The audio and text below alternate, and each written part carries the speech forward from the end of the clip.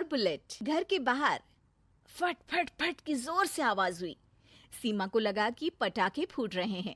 वो डर के मारे घर से बाहर निकली। देखा तो सामने योगेश यानी कि पतिदेव एक बुलेट बाइक पर बैठे हैं। अरे डर गई क्या? बाइक लेकर आया हूँ तुम्हें घुमाने के लिए।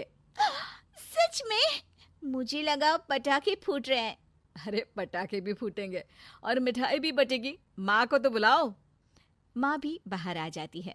अरे योगेश बेटा, इतनी जल्दी आ गया? और ये गाड़ी किसकी है? साहब की है? हाँ माँ, तुम्हारा बेटा साहब से कम है क्या? मेरी ही है। अरे बेटा, इतनी बड़ी गाड़ी ले ली, इससे तो तू घोड़ा ही ले लेता। महंगी पड़ी होगी ना? माँ महंगी सस्ती छोड़ो और मिठाई लाया हूँ, गांव में बंटवा दो। अरे बंटवा क्यों दो? पीछे बैठो, गांव में बांट कर आते हैं। सब खुश थे। योगेश गांव के बाहर एक कोयले की खदान में मजदूरी करता था। मेहनत और अकल से उसने वहां ठेकेदारी का काम सीख लिया और सूझबूझ से ठीक ठाक पैसा बनाने लगा। गांव में बात फैल गई कि योगेश के घर धमाका गाड़ी आई है। ऐसी गाड़ी पहले कभी किसी ने गांव में तो देखी नहीं थी। योगेश और माँ गाड़ी से वापस घर आ जाते हैं। बेटा, बाबूजी ऊपर से देख रहे होंगे और आशीर्वाद भी दे रहे होंगे तुझे। वो होते तो उनको भी घुमाता माँ। पूरे गांव में नाच नाच के मिठाई बांटने जाते। जैसे मैंने नाच नाच के बांटी थी जब वो अपने लिए एक साइकिल लेकर आए थे। बस बस, बाबूजी दो बात भी सुनाते कि फटफट वाली फटफटी ले आया। सीमा आगे कहती है, अपने लिए तो ये गाड़ी ले आए और मेरे लिए? अरे ये गाड़ी तुम्हारे लिए ही तो है। पक्का मेरे लिए है? अरे पक्का तुम्हारे लिए है। अगली सुबह जब योगेश सो रहा होता है तो उसे बाहर से गाड़ी की आवाज आती है। वो घबरा कर चिल्लाता है, चोर चोर, मेरी गाड़ी ले जा रहा है, चोर चोर। माँ भी जागती है और योगेश के साथ दरवाजे की तरफ भागती है। जैसे ही दोनों बाहर निकलते हैं तो देखते हैं कि सीमा गाड़ी चला रही है। अरे बहू, नाक कटवाओगी क्या? ये क्या कर रही हो? अरे गिर जाओगी, ये क्या कर रही हो तुम? सीमा गाड़ी को रोक कर कहती है, सारे गांव में घुमा लाई, कहीं नहीं गिरी। क्या? सारे गांव में घुमा लाई? अरे लोग क्या कहेंगे बहू? सोचा क्या एक बार? यही कहेंगे कि कितनी अच्छी गाड़ी है। अरे तुम्हारे बारे में। हाँ, कहेंगे ना कि देखो कितनी अच्छी गाड़ी पर बैठी है। बहू गाड़ी रखकर योगेश और सासू माँ के पास जाती है। तुमने कब गाड़ी चलाना सीखा? हमारे बाबूजी के पास पुरानी स्कूटर थी, सीख ली। फिर स्कूल में एक मास्टर जी भी ऐसी ही गाड़ी लेकर आते थे, उन्होंने सिखा दी। हाँ, स्कूल के मास्टर आजकल यही सब तो सिखा रहे हैं। पढ़ाई का कुछ सिखाते तो कुछ भला होता। अरे बहू, अब गाड़ी मत चलाना। हमारे परिवार में कभी किसी औरत ने पीछे से आगे की सीट पे आने की हिम्मत नहीं की है। तुम भी मत करना, समझी? जी समझ गई माँ जी।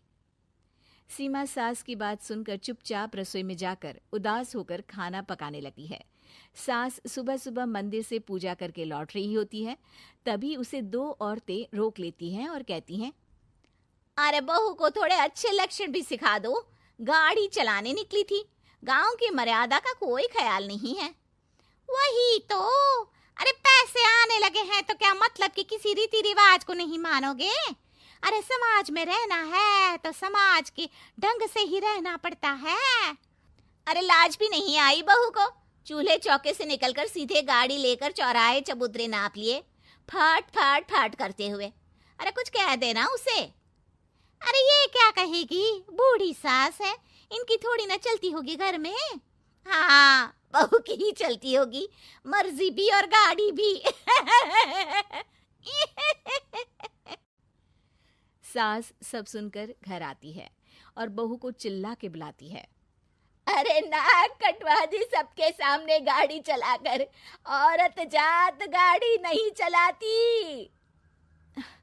शहरों में तो 4 पहियों वाली गाड़ी भी चलाती हैं और हेलीकॉप्टर, हवाई जहाज भी। शहर में थोड़ी ना रहती हो मैडम साहिबा।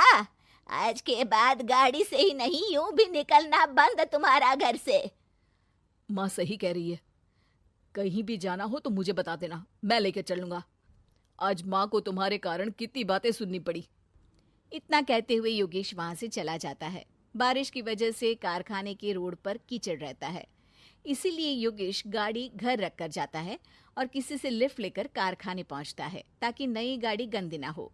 लेकिन शाम को इतनी तेज बारिश होती है कि उसे वापस आने का कोई साधन ही नहीं मिलता। बारिश बढ़ती जाती है। रात के 11 बज जाते हैं। रास्ते में एक नदी का ब्रिज है।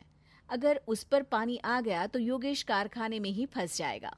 पूरी रात भूखे प्यासे बितानी पड़ेगी। घना अंधेरा, बिजली की कड़कड़ाहट और तेज बारिश। राजेश डर भी रहा था, ठंड से कांप भी रहा था।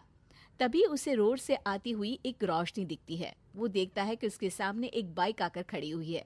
वो ऊपर वाले को धन्यवाद देकर उस बाइक वाले आदमी की तरफ बढ़ता है, पर पास जाकर देखता है तो भौचक्का रह जाता है।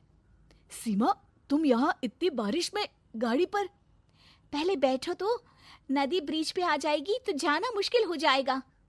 योगेश गाड़ी के पीछे बैठता है। सीमा गाड़ी चला रही है। मैंने तो तुमको पहचाना ही नहीं। गाड़ी की आवाज तो पहचानी होगी ना। अरे पर मुझे नहीं पता था कि तुम आओगी। अच्छा किया कि तुम आ गई। माँ नहीं आने दे रही थी, पर हमेशा पति पत्नी की रक्षा थोड़ी ना करेगा, पत्नी को भी तो करनी चाहिए। योगेश को सुबह अपने किए पर पछतावा होता है। उसकी आंख में आंसू आ गए जो बारिश की बूंदों में बह गए थे। उसके बाद सीमा को सास ने और योगेश ने खुशी खुशी समाज की सीमा लांघने की मंजूरी दे दी। अब वो जहां भी जाती फट फट फट गाड़ी पे ही जाती।